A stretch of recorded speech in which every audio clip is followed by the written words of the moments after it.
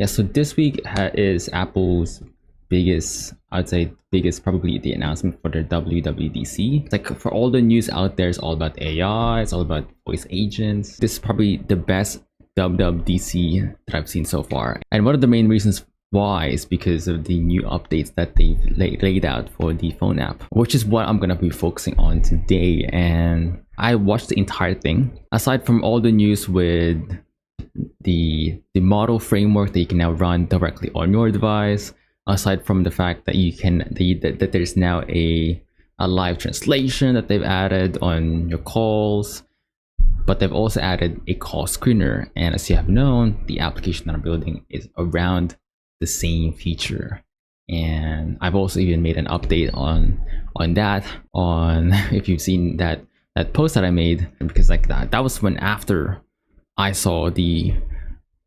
watching the presentation they made. To be honest, I kind of knew that it was coming. Like, and that's not me just saying that as a way to pat myself in the back, but it's obviously this is where they're heading towards. And I think in one of the parts of the keynotes there is that they even mentioned how that they decided to not release the new version of Siri, and instead to release that new version of Siri in the later years of 2026 again, I guess. And I think this is where we're going to start seeing more conversational AIs come into play. And because now that they've released this, it gives us more room to focus on these feature alone. So because you can definitely do a lot on this space, especially on the voice agents. Like you can even use it to set up a schedule. You can even use it to connect it with Zapier for existing workflows. So at least that's one of the main use cases, right? Even call transfers. We can even I think I've started researching more about this area. I think that most applications these days are of even sending an SMS messages directly from your agents back to your device to give you a clear summary, or like setting a reminder directly on your phone, and so much more, right? I think that's exactly what this new update then leads me into, is that to focus more directly in expanding the features of the voice agents on the application right now. I think one of the things that I've not yet seen on the current solutions out there, not to mention that they're all based on B2B, like they're all targeted on B2B. Obviously it gives us more room to work with consumer side, but there's really no alternative to Google Duplex here at the moment. And so that gives me a lot of room to play with, especially now that I've just finished experimenting with like how to perform outbound calls directly with the phone number, and then how do you then use the same call screener like feature where you can like see directly on what's happening during the call and then join the call if you need to.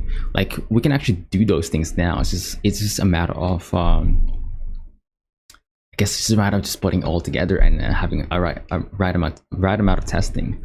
I think that's really what I'm going up against now. So just expanding the features here, and for not just for inbound calls, but also for creating outbound calls that's targeted for the consumer standpoint. So for me, it's like I really just wanted something similar to a Google Duplex. That's at least where my head is at right now. It's like so in light of the recent news, I've already began expanding on the conversational AIs in terms of the outbound features, and so far I think the biggest challenge when designing this is, I would say, is having the right prompts, because you can.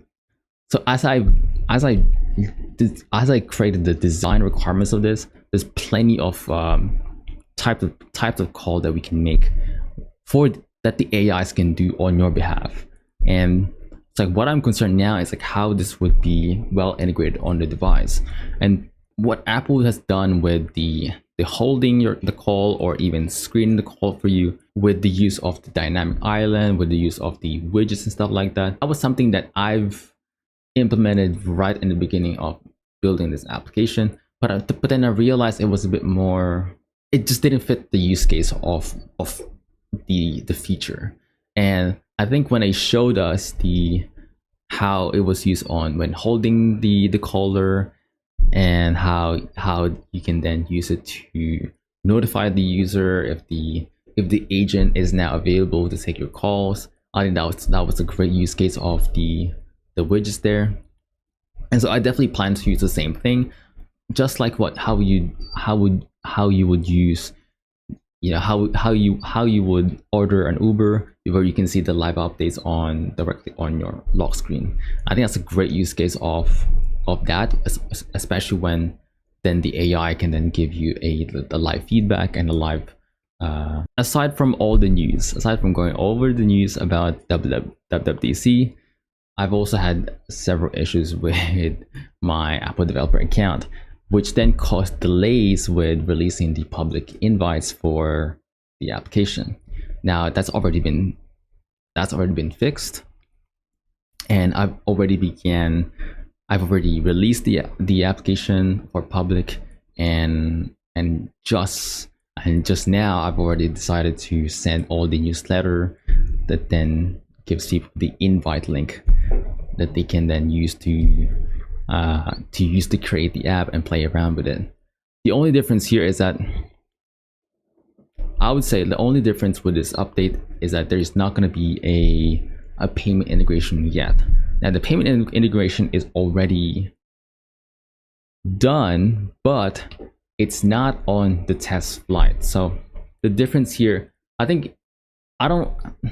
have to be honest, the payment already works on development mode, but on the test flight version is completely different. What I believe is supposed to happen is that once you submitted the app for a review on the App Store, that's only when the in-app purchases become available. So, and that's also why is the same reason as why I decided to then submit the app for review directly on the App Store, because I couldn't get the products rendered for some reason, and so I just decided to then get a review, and hopefully by then I can get a quick feedback from Apple, and hopefully I can get all the if there's any issues I can get it right away, because I want to make sure I can release this immediately.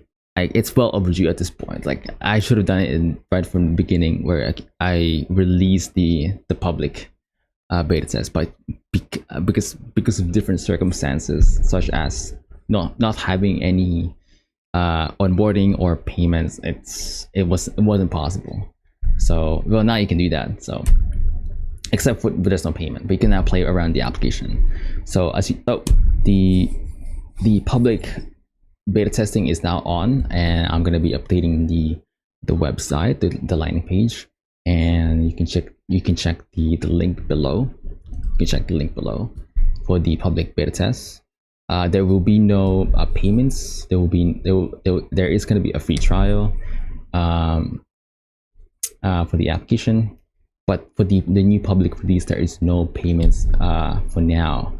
And yeah, I still need to figure that out. I still will need to fix that up and get a final word from Apple, because I don't know Apple's process here, and I don't know how long it will take to get the feedback after you submitted the in-app payments and the application as well, because that could take days, but we'll see what happens. So you can get the public beta test now in the link in the description, and if you're interested in how I navigated through the StoreKit V2, click here.